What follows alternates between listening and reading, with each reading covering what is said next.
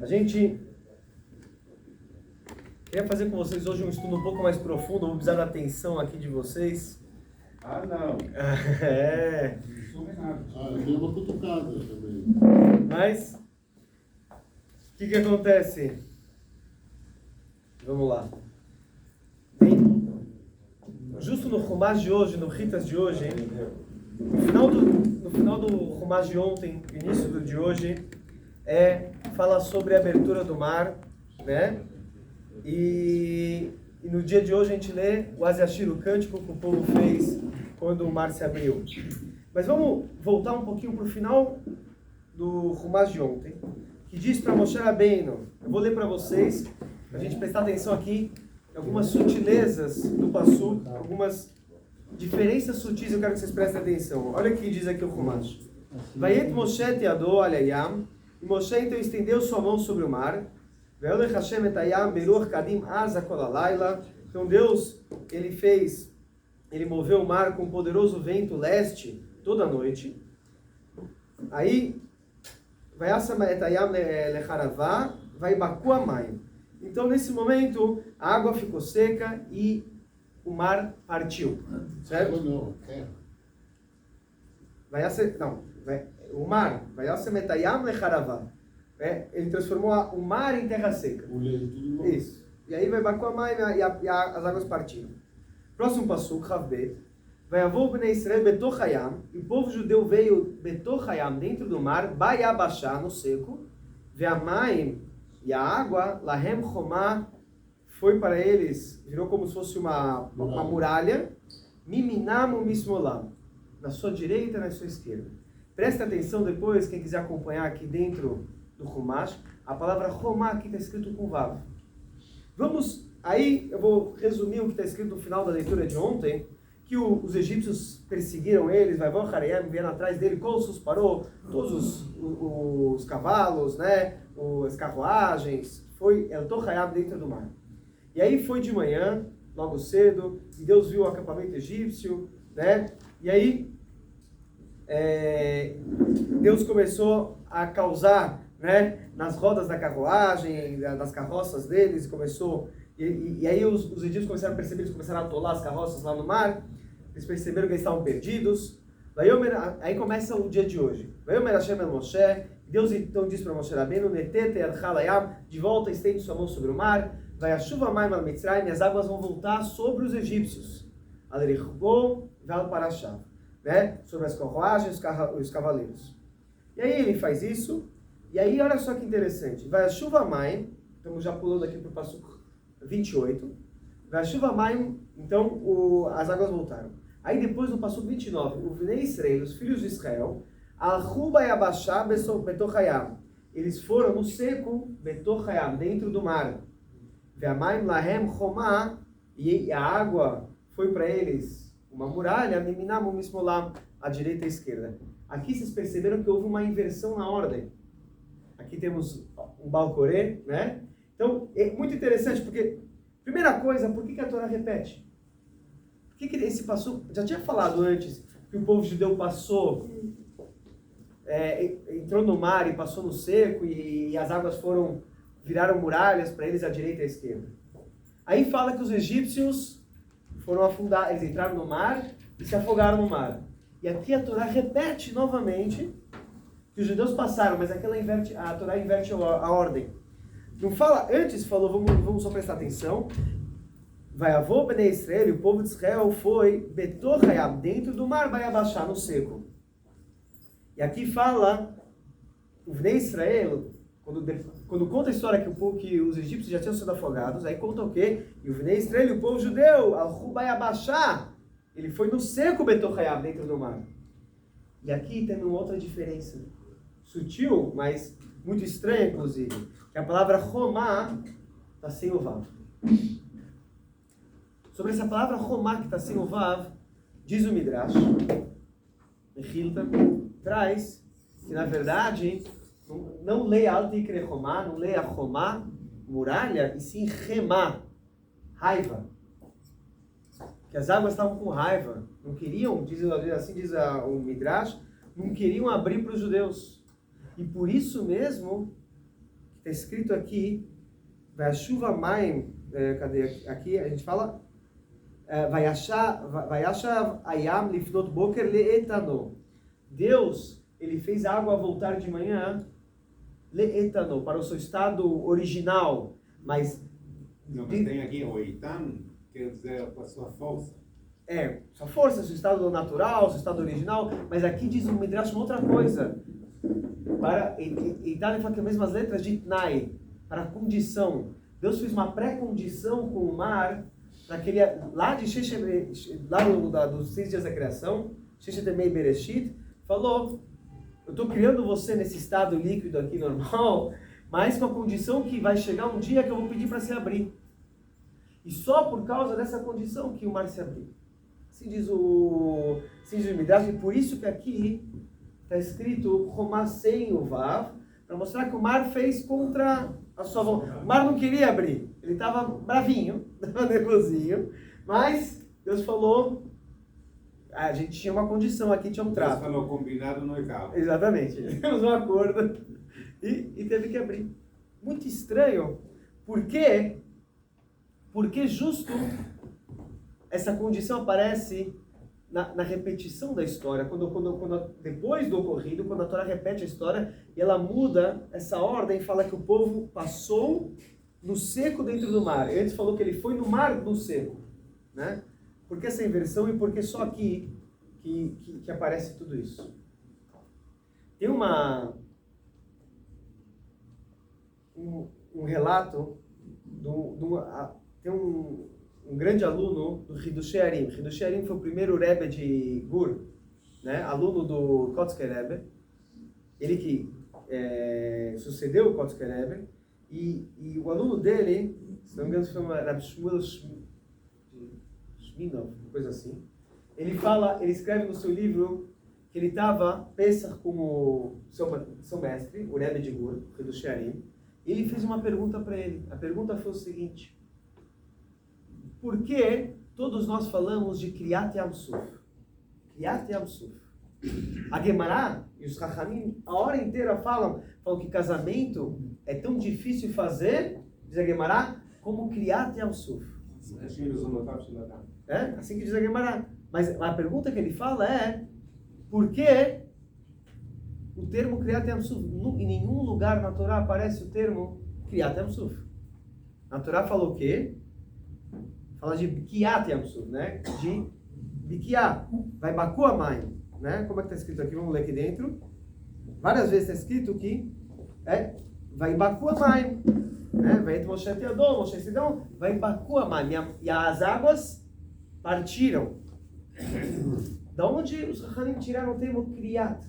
Toda vez a gente fala Uvkaeu, vai Baku, as águas partiram. Por que mudou o termo de Bikiat para Kriyat? E aí, o Hidushei Arim falou, isso aqui tem um grande segredo. E isso está ligado com uma halachá do Shabbat. O Shabbat tem diferença se é criar ou se é bikiá. Qual que é a diferença? Uma coisa que ele eram elementos separados, você costura junto, aí depois você faz uma criar, você pode rasgar o termo haláchico. Agora, uma coisa que já era uma entidade só, você parte, você faz um bikiá. Ele falou, e o resto é só aqui que eu estou permitido falar para você agora. É assim que ele escreve no livro. E ficou por isso. Muito, muito estranho. Você pega no Shulchan Aruch Harav, inclusive do Alter Rebbe, que fala bastante sobre essa diferença de transgressão. Se é algo que pega uma roupa que se tem elementos costurados, aí você faz uma criá, é diferente na transgressão. Se fosse uma coisa que era uma pedra que você quebra, né? Tem, pra gente entender isso... Se tem um tecido, se tem uma peça de roupa que é costurada, uma coisa, mas se um tecido, um pano só, e você rasga ele, é diferente de que se você rasga na costura ou se você Não rasga gasta na costura, não. É diferente o tipo de material pela Lahá. Esse é um material que era coisas separadas e foi junto, eles foram colocados juntos. E aí, o tecido já é uma coisa que... exatamente, tecidos fio. são fios, exatamente. Você juntou uma costura. É diferente de uma coisa que era um elemento. Não vou entrar agora, porque não é esse o negócio, mas tem diferenças sutis na Lahá de Shabbat sobre esse assunto. E ficou por isso a conversa. Tem, então, para a gente entender isso, uma das explicações muito bonita, quem fala isso é o Rabino Jacobson, ele faz uma explicação muito, muito bonita. Ele fala, vamos prestar atenção aqui os primeiros psukim aqui da nossa paraxá. Logo no começo da paraxá, não os primeiros psukim, mas logo no início. No começo da paraxá, Deus diz para Moshe Rabbeinu, Ve'amar parou livnei Israel, e o faraó vai dizer para os filhos de Israel, Nevuchim em Baaretz, Sagar alehem amidbar. O povo judeu saiu do Egito. O faraó já permitiu, ele falou, não sei, ele expulsou o povo, ele falou, vai embora, vai rápido, né? E o povo saiu, vai Beshlach parou e Dama, assim começou a nossa paraxá.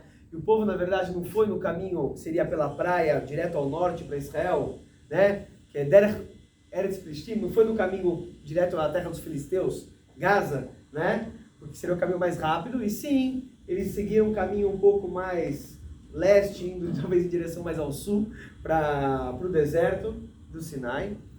E eles começaram a dar até uma volta, retornando como se fossem em direção ao Egito. E aí o faraó ele se enche todo de coragem, e ele fala, o povo se perdeu no Egito. Mas olha que interessante que ele diz aqui, Ve'amar parou, e o faraó vai dizer, Livnei Israel, para os filhos de Israel. Urashi, como assim? Ele vai falar, os judeus não estão aqui, como ele vai falar para os filhos de Israel? Então Urashi ele fala, não leia Livnei para os filhos de Israel, e sim, Al Bnei Israel, assim é o Urashi aqui. Porque é muito difícil, como ele vai falar para os filhos, os judeus estão a 3 dias de distância, ele tem que perseguir eles 3 dias até alcançar eles lá, né? Ele alcança só no 7º dia de Pesach, que é a abertura do mar. Então ele fala, não leia, diz aqui o Urashi, o Livnei, não é Livnei, é sobre, ele está falando sobre os filhos de Israel. Mas aqui tem uma explicação muito diferente. E quem fala ela é o Targum Yonatan ben Uziel. Yonatan ben Uziel é da época do segundo Beit HaMikdash, 100 anos antes da destruição do segundo Beit HaMikdash, época dos Tanaim, dos autores da Mishnah. Ele foi a primeira pessoa, a única em sua época, permitido a traduzir a Torá. Antes ainda do Targum, ele teve a permissão dos sábios de traduzir a Torá. Por quê? Porque a tradução dele é a mais fiel e correta. E ele diz uma coisa interessante. Como que ele traduz lá? Que vai... Ve'omar parou Livnei Israel. E falou para o faraó, para Livnei Israel, para os filhos de Israel, ele falou para o faraó, para Datan e Aviram. Ele tirou aqui, a gente não vê esse nome aqui na Torá, mas ele colocou, e disse faraó para Datan e Aviram, Nevuchim em Baaretz, os judeus estão perdidos aí, Sagar alehem bar, eles se perderam no deserto.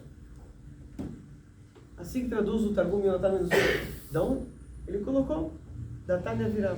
O que é Datan e Aviram? A gente conhece eles como as pessoas que causaram tanta dor de cabeça para o Moshe Rabbeinu, né? A gente vai ver daqui a pouco, quando vai chegar a história do man, o Moshe Rabbeinu fala que não pode, que o man, por conta do deserto, sem comida, e Deus faz o man, que cai do céu, mas o Moshe Rabbeinu fala que é uma coisa que a gente, inclusive, essa semana, o pessoal já teve, ontem, né, foi um costume do Rebbe de Riminov, muita gente de ler o Parshat Aman. Toda a história, exatamente que a gente lê lá no trecho do Parshat Aman, que o Moshe Rabbeinu fala que não é para guardar para o dia seguinte, é para comer aquilo que você tem, variou bem amor, aquilo que você tem no seu dia. E aí, é escrito que teve umas pessoas, Anashim teve pessoas que o quê? Que deixaram guardar para o dia seguinte e estragou e teve vermes. Quem são essas pessoas? Já Gemara atrás, Urashi traz, Datan e Aviram. Eles não escutam Moshe Rabbeinu. Mas, inclusive, já antes, na verdade, a gente teve a história de quando teve o Moshe Rabbeinu tinha salvo um judeu de um egípcio que estava quase matando ele, e aí no dia seguinte ele vê dois anashim, então duas pessoas estão brigando, e né, ele fala perverso, lá mataqueira erra, porque você está batendo no seu companheiro. Quem são esses dois? Explica, são da Tânia Viram. E parece que, de acordo com toda a história, Midrash, são eles que vão delatar Moshe Rabbeinu pelo que ele tinha matado o egípcio no dia anterior. Então são pessoas que estão sempre atrapalhando a vida de Moshe Rabbeinu, né? E claramente a gente vê eles natural, onde a gente vê uma forma, onde a gente vê eles aparecendo com nome, sobrenome, né? Registro de nascimento e tudo mais em detalhes, a gente vai ver a história deles lá em Korah, né? Korah, Datan Aviram, eles aí eles realmente aparecem com toda a pompa, e Moshe Rabbeinu tenta trazer, Moshe Rabbeinu, ele vai chamar eles, ele fala que Amalur Tim Nochaleinu, você acha que você, né? Já não basta que você pegou a grandeza para você, para o seu irmão, você ainda acha que você vai mandar na gente, a gente não vai subir, nem se você arrancar os nossos olhos, eles se revoltam, né? E Moshe Rabbeinu tenta, algumas vezes, trazer eles, reconciliar com eles, eles não aceitam, até que eles são engolidos pela terra. Esses são da Tânia Viram, mas interessante é de que forma, estamos falando de pessoas que a gente está vendo que, número um, parecem dois casos assim de pessoas assim que são um problema, né? Uma pedra no sapato aí de Moshe Rabbeinu a vida toda. E a primeira pergunta que sai sobre isso, quem faz essa pergunta quando ele lê o Targum Yotam Menuzia, ele faz algumas perguntas aqui. Tem um grande sábio chamado Maril Diskin. Ele era um grande sábio lituano, Rabino de Brisk. E ele fala, a gente começou nossa paraxá, primeira coisa, falando que Hamushim, 1/5 só saiu do Egito. Uma das explicações do Midrash fala que só 1/5 dos judeus saíram porque muitos judeus, aqueles que queriam ficar, acabaram ficando, na verdade acabaram morrendo. Tinha judeus que queriam a vida no Egito e tudo, e acabaram morrendo lá no Egito. Morreram na praga da escuridão. E ninguém vê que eles não faleceram. Então, a pergunta é com que mérito eles tiveram de sobreviver? Essa é a primeira pergunta. E a segunda pergunta, se eles sobreviveram, como que eles estão falando com o faraó, quer dizer, o faraó está falando com eles ficaram no Egito, a gente vê que, obviamente, eles não gostaram de Moshe Rabbeinu, então imagina, Moshe Rabbeinu falou, pessoal, sigam-me os bons, vamos sair de Mitzrayim. E eles falaram, não, a gente fica. Chega que está na virada, segundo o Targum Yotam Menuzia, estão falando, eles nunca queriam sair. Tem uma, também, na Rosh, tem pessoas que falam, tem uma passagem na Torá que o pessoal já falou, vamos voltar, um homem falou para o seu amigo, vamos dar meia volta e voltar para o Egito. Quem foi esse? De volta para Tânia Viram. Quer dizer, eles sempre estão querendo voltar para o Egito, nunca gostaram da liderança de Moshe Rabbeinu. Então logo do começo, eles já não quiseram nem sair de Mitzrayim, ficaram com o faraó. A pergunta do Malin diz que, né, como eles sobreviveram, por que Hashem deu como é que eles estão sobrevivendo no Egito? E ele dá uma resposta incrível. Só vamos prestar atenção no detalhe. Tem um outro lugar que são eles também. A gente não contou aqui na minha contagem das aparições dele na Torá. Qual que é o outro lugar? O outro lugar está escrito que quando os líderes do povo judeu, aqueles que apanhavam por todos, como a gente falou, Leavdil, os egípcios, eles colocaram como se fossem capitões, capos, judeus sobre os judeus para exigir a cota de serviço. Só que esses chefes, esses capitões judeus que estavam recebendo, que tinham a obrigação de que os judeus cuidavam que os judeus fizessem a cota de serviço deles, quando o trabalho ficou cada vez mais impossível de cumprir, que nem feno era dado para eles tinham que fazer o tijolo, né, e tudo mais, eles não cobravam isso dos seus irmãos judeus, eles aguentaram a dor sobre eles mesmos. E está escrito que eles foram para os judeus, né, Loma sacecoi lavoderro, porque eles estão fazendo isso eles foram pedir clemência para o faraó. E o faraó falou, Nirpim, matem Nirpim, vocês estão com muito tempo livre, vocês estão querendo fazer festival para Deus, e por isso que eu estou fazendo, vocês estão com tempo livre, quer dizer, eu vou aumentar a cota. E aí está escrito que eles saíram, quando eles saíram do faraó, eles encontraram quem diante lá? Encontraram Moshe e Arão. Fala Nitzavim, quando está o termo Anashim Nitzavim, homens parados diante, Nitzim, diante. Toda vez que tem usado esse termo, diz Gemara, é Datan e Aviram. Eles estão diante, querendo enfrentar Moshe Rabbeinu. Então eles falaram, olha o que você está fazendo com a gente, falaram para Moshe e Arão. Você está colocando uma espada, né, no nosso pescoço, e a Gemara fala, eles falaram que os corpos deles já estavam cheirando mal de tantas feridas que eles tinham. Eles apanhavam dos egípcios, e naquela época, imagina, os tratamentos daquela época não deveria ter, eles eram escravos também e tudo, quer dizer, as feridas deles já estavam até fedendo, cheirando mal. Eles falaram isso para Moshe Rabbeinu. Você tá nos matando, você está falando de Deus, e o faraó, quanto mais você fala de Deus, mais ele está aumentando a carga do trabalho para a gente. Quem são esses? Na verdade, esses capitões que estavam sobre os judeus, que eram os judeus aumentando o jugo e apanhando para que os judeus não tivessem que trabalhar mais. Depois a Gemara fala, eles viraram os 70 anciões, aqueles profetas que receberam a profecia de Moshe Rabbeinu. Faltou 2, né? No final depois também foi dado e meio dado, mas para ter de cada tribo. Mas quem eram os 2 também que estavam faltando? Datan e Aviram. Datan e Aviram eram 2 capitões que estavam recebendo, né, a chicotada pelos judeus. Isso que eles falam para Moshe Rabbeinu. A gente está apanhando porque vocês estão falando de Deus aí. Explica o Marei diz que por causa disso, pelo mérito que eles estavam apanhando pelos judeus, eles não acreditavam nas palavras de Moshe Rabbeinu, mas por isso eles sobreviveram. E não só que eles sobreviveram. E aqui tem a grande beleza de Kriyat Yam-Suf. Não da primeira abertura do mar, a segunda abertura do mar. E é isso que os Chachamim estão falando. A primeira abertura do mar é Bkiá, quando abriu para todos os judeus. Explica o Ber Mayim Chaim, que é um grande sábio racídico, aluno do Rabino de Zlotchev, do Rebbe Zlotchev, ele fala o seguinte. Ele fala como que dá para virar? Se o faraó está falando para eles, vocês fizeram certo, o faraó vê o povo judeu perdido no deserto e fala, olha só, vocês são os 2 judeus mais inteligentes que tem, os outros tudo é burro. Os outros seguiram Moshe Rabbeinu, vocês são caras mais inteligentes, vocês ficaram aqui comigo, vocês viram? Essa brincadeira deles de fugir do Egito não deu certo, já se perderam no deserto.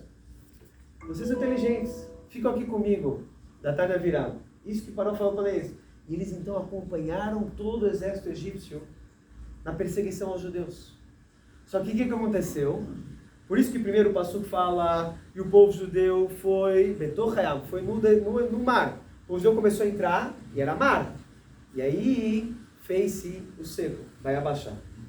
Mas aí, quando o mar, aí depois a Torá conta que o mar fechou. Só que tem um problema, quando o mar fechou teve um probleminha. Tinha 2 judeus com egípcios. Tinha 2 judeus que estavam juntos com os egípcios. Quem eram esses 2? Datan e Aviram. E aí o mar se encheu de raiva. Por isso que aí tá com o Romá já está sem o Vav. O mar falou, para esses 2 eu tenho que abrir. Nesse momento Deus fala, eu tenho um trato com você. Eu tenho um acordo com você. O mar tem que abrir de volta. E aqui então, no passuco que a gente lê hoje, quarta-feira, a Torá repete, o Venei Israel, explica o Ben Chaim, Venei Israel, 2 filhos de Israel. Al-Huba e Abashá, eles foram no seco Betochayam, já dentro do mar. O mar já tinha se fechado, mas eles tinham que sair no seco dentro do mar. Quem são esses 2? Datan e Aviram, o mar teve que se abrir só para eles. Por quê? Eles não eram religiosos, eles não escutavam nunca o que Moshe Rabbeinu tinha para falar da Torá e de Deus. Mas eles apanhavam pelos seus irmãos judeus. E aí o senhor falou, pode abrir para eles. Vou concluir que nossa hora está... Isso que a Gemara fala, isso é o Kriyat Yam-Suf, isso é rasgar o mar. Depois que o mar já foi recosturado, isso é rasgar o mar. Abrir de volta para esses 2 Yehudim. Concluir, a gente está falando hoje de Yud Shvat, né? Mas a gente usa o termo para todos. A gente... que esse, na verdade, esse que é o ponto. E na música, o povo quando fala da música, quando canta, agradece sobre isso. Aqui tem um detalhe. Muitas coisas você vai entender quando você entende isso daí, a gente vai entender muitos detalhes da história. Como o tempo está estourando, mas por isso está escrito também no Midrash que o povo que Deus teve que jogar o corpo dos egípcios na praia. O povo judeu está escrito, por isso que vai Iru, o povo só começou a cantar. A gente fala isso todo dia no Aziashir, né? O que a gente fala antes do Aziashir? A gente fala Vayosh Hashem bayom ahu et Israel me'ad Mitzrayim vayar Israel et Mitzrayim, a gente lê na Torá. O povo judeu viu os egípcios metas fatayam, mortos na praia. Aí eles viram a grandeza que Hashem fez para Mitzrayim, né? Vayar Israel te'ad ha'gelulah asher asa Hashem be'Mitzrayim vairu am et Hashem v'aminu b'Hashem Moshe avdo az yashir Moshe. Eles cantaram. Quer dizer, quando eles veem os egípcios mortos na praia, quem tem que falar isso? E quando eles viram Datan e Aviram saindo, o que eles falam? Opa, se esses estavam com os egípcios estão saindo, então os egípcios também devem estar saindo de outro lugar do mar. Eles ainda estavam com medo. Por isso que eles tiveram que ver os egípcios mortos na praia. Só aí eles ficaram tranquilos. Entendeu? Porque eles viram, opa, tem gente que estava com o farol que está saindo também. E aqui a gente vê como que eles estão toda vez enfrentando Moshe Rabbeinu nesse nível. O povo judeu inteiro viu que eles tiveram um milagre especial só para eles. Então eles tinham toda essa moral. Eles se sentiam com moral. Eles viram que Deus também faz milagre para eles. Então eles tinham essa moral com Moshe Rabbeinu e com o povo. Mas eu queria concluir com uma ideia que eu acho que isso tudo realmente representa bastante a ideia de Yud Shvat. O Rebbe anterior, eles enxergam cada Yudi na sua essência. Sabendo que o Yudi, mesmo que pode ter muitas deficiências, ele tem um valor inestimável. Porque é essa forma que Hashem enxerga cada judeu. Você vê que Hashem tem um valor para cada Yudi pela sua essência. E na essência de cada Yudi, ele é um tesouro inestimável. Uma história só para concluir. Tinha uma vez dois Hassidim, desculpa, que estavam esperando na fila para entrar em Echidut com o Rebbe anterior. Só que na frente deles, na fila, que era o próximo para entrar em Echidut, era o Rebbe, nosso Rebbe. E nosso Rebbe estava para entrar em Echidut. Ele entrou, e esses dois eram os próximos da fila. Quando o Rebbe saiu da audiência, era a vez deles de entrar, mas o Rebbe falou, antes de entrar, eu quero falar para vocês querem escutar um vort fresquinho que acabei de escutar do Rebbe? O Rebbe estava se referindo ao seu sogro, o Rebbe anterior. O Rebbe falou o seguinte, toda vez, quando chega uma pessoa não religiosa aqui, um judeu muito afastado, isso estamos falando na época, né? Estamos falando isso em 1948, final, né, nos últimos anos. Chega alguém na sinagoga, não colocou tefilim, eu vou lá e coloco o tefilim, eu aproximo, eu converso. Um judeu, e naquela época, os judeus mais, né, eram muito tradicionais, recém-chegados dos Tétras da Europa. Então os Hassidim mais velhos começaram a reclamar com o Rebbe, que na época não era Rebbe. Assim, não é legal, não é certo isso que você está fazendo, de aproximar um judeu tão afastado. Ele vai achar que com isso você está validando o seu comportamento. O comportamento dele, que ele não cumpre Shabbat, que ele não come kasher, e sei lá o quê. Você trata ele com todo amor e carinho, parece que está validando o comportamento deles. E o Rebbe falou, quando escutei isso dos Hassidim mais velhos inclusive com o Rebbe, na época o Rebbe era jovem, ele falou, eu fiquei com dúvida, será que o meu comportamento está correto? Então eu entrei para o Rebbe, meu sogro, o Rebbe anterior, para perguntar se o que eu estou fazendo está certo. Ele falou, e meu sogro respondeu o seguinte, falou, você sabe que quanto um pai ama um filho? O pai ama um filho de forma infinita. Não tem como dizer o amor que um pai tem, o coração dele é repleto de amor para o seu filho. E agora, mas se já é repleto de amor, quando ele tem um segundo filho, quanto ele ama o segundo filho? Também o coração dele é completo de amor para o segundo filho.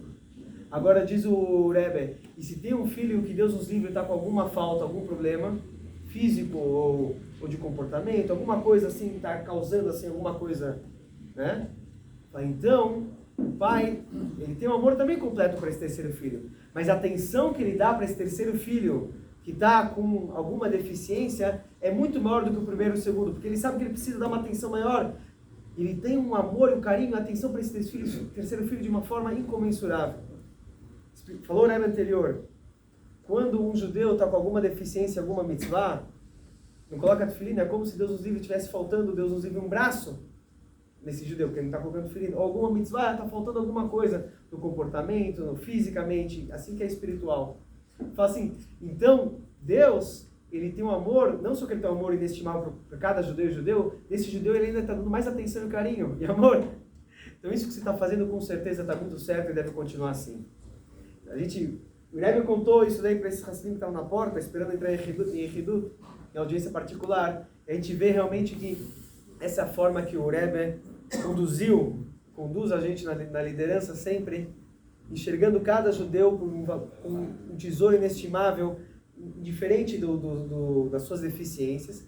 E como a gente ainda vai virar, uma pessoa pode ter uma deficiência numa coisa, e assim uma pessoa se Deus livre, alguém tem uma deficiência física em alguma parte, o Rebbe falava muito disso, então outras habilidades dele se sobressaem muito mais.